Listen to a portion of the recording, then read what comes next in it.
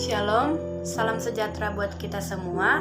Perkenalkan, nama saya Deli Ciria Sagala dengan NIM 210101130. Prodi Pendidikan Agama Kristen, Grup D, Semester 2, Mata Kuliah, Teori Belajar dan Pembelajaran, dan dosen pengampu Dr. Baginda Sitompul MPDK. Saya mahasiswa dari Institut Agama Kristen Negeri Tarutung. Dalam kesempatan ini, saya akan mempresentasikan teori belajar behavioristik.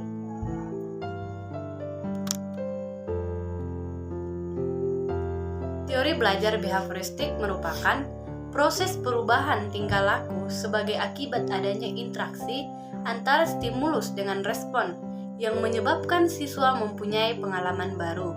Aplikasinya dalam pembelajaran adalah guru memiliki kemampuan dalam mengelola hubungan stimulus respon dalam situasi pembelajaran sehingga hasil belajar siswa dapat optimal. Adapun tokoh-tokoh dalam teori belajar behavioristik adalah 1. Ivan P. Pavlov. Teori kondisioner Pavlov ini kemudian dikembangkan oleh Guthrie pada tahun 1935 INT. Ia berpendapat bahwa tingkah laku manusia itu dapat diubah. Tingkah laku manusia itu menjadi buruk dan sebaliknya, tingkah laku buruk dapat diubah menjadi baik. Teori Guthrie berdasarkan atas model penggantian stimulus satu ke stimulus yang lain. Respon atau suatu situasi cenderung diulang bila mana individu menghadapi sesuatu yang sama. Inilah yang disebut asosiasi. Selanjutnya, Edwin Guthrie. Teori ini, conditioning Pavlov ini kemudian dikembangkan oleh Guthrie. Manusia ini dapat diubah, tingkah laku baik diubah menjadi buruk dan sebaliknya.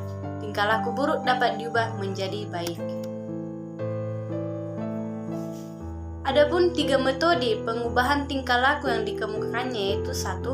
Metode respon bertentang, misalnya jika anak takut terhadap sesuatu, misalnya kucing, maka letakkan permainan yang disukai anak tersebut di dekat kucing dengan mendekatkan kucing dengan permainan anak. Lambat laun, anak akan tidak takut lagi pada kucing. Namun hal ini harus dilakukan berulang-ulang. Yang kedua, metode membosankan.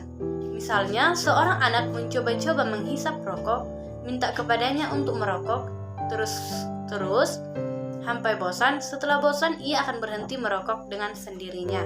Yang ketiga, metode mengubah lingkungan. Jika anak bosan belajar, ubahlah lingkungan belajarnya dengan suasana lain yang lebih nyaman dan menyenangkan, sehingga membuat ia menjadi betah belajar.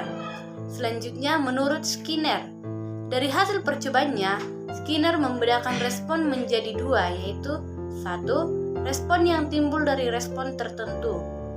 Yang kedua, operan atau instrumental atau responsi yang timbul dari berkembang karena diikuti respon perangsang tertentu. Teori Skinner dikenal dengan operant conditioning dengan 6 konsepnya yaitu 1. Penguatan positif dan negatif. 2. Shaping atau proses pembentukan tingkah laku yang makin mendekati tingkah laku yang diharapkan. Yang ketiga, pendekatan suksesif. Proses pembentukan tingkah laku yang menggunakan penguatan pada saat yang tepat hingga respon pun sesuai dengan yang disyaratkan. Yang keempat, extinction. Proses penghentian kegiatan sebagai akibat dari ditiadakannya penguatan. Yang kelima, signing of response atau respon dan stimulus yang berangkaian satu sama lain. Yang keenam, jadwal penguatan. Variasi pembuatan penguatan atau rasio tetap dan bervariasi. Interval tetap dan bervariasi. Selanjutnya, kesimpulan dari para ahli adalah sebagai berikut. Teori belajar behavioristik merupakan suatu teori pembelajaran yang lebih menekankan pada guru sebagai tokoh aktif yang berperan penting pada perubahan tingkah laku peserta didik. Teori belajar behavioristik bersifat pendekatan yang berupa perubahan tingkah laku dan hasilnya dilihat dari perubahan tingkah laku individu tersebut, seperti pikiran, karakter, tingkah laku, gejala-gejala yang ditimbulkan dalam pembelajaran, dan sebagainya. Perubahan tersebut tidak berasal dari internal, namun dari stimulus. Selanjutnya, Adapun kelebihan dan kelemahan teori belajar behavioristik adalah sebagai berikut. Kelebihan teori behavioristik.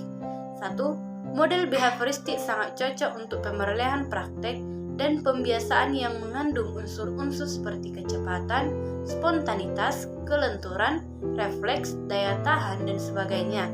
Contohnya, percakapan bahasa asing, mengetik, menari, menggunakan komputer, berenang, olahraga, dan sebagainya. Yang kedua, teori behavioristik juga cocok diterapkan untuk melatih anak-anak yang masih membutuhkan dominasi peran orang dewasa, suka mengulangi dan harus dibiasakan, suka meniru dan senang dengan bentuk-bentuk penghargaan, langsung seperti diberi permen atau pujian. Selanjutnya, kelemahan teori behavioristik. Penerapan metode ini yang salah akan mengakibatkan terjadinya proses pembelajaran tidak menyenangkan bagi siswa, yaitu guru sebagai sentral, bersikap otoriter, komunikasi berlangsung satu arah.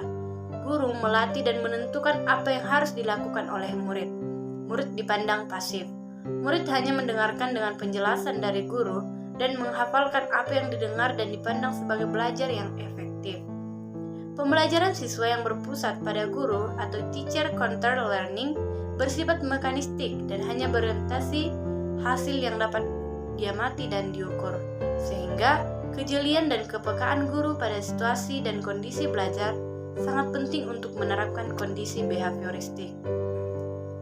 Adapun implikasi teori behavioristik dalam kegiatan pembelajaran adalah sebagai berikut. Implikasinya yaitu dalam kegiatan pembelajaran tergantung dari beberapa hal seperti tujuan pembelajaran, sifat materi pelajaran, karakteristik peserta didik, media, dan fasilitas pembelajaran yang tersedia. Kegagalan atau ketidakmampuan dalam penambahan pengetahuan dikategorikan sebagai kesalahan yang perlu dihukum, dan keberhasilan belajar adalah kemampuan dikategorikan sebagai bentuk perilaku yang pantas diberi hadiah. Demikian juga ketaatan pada aturan dipandang sebagai penentu keberhasilan belajar. Demikianlah hasil presentasi saya. Semoga dengan pelajaran ini bermanfaat buat kita semua. Terima kasih.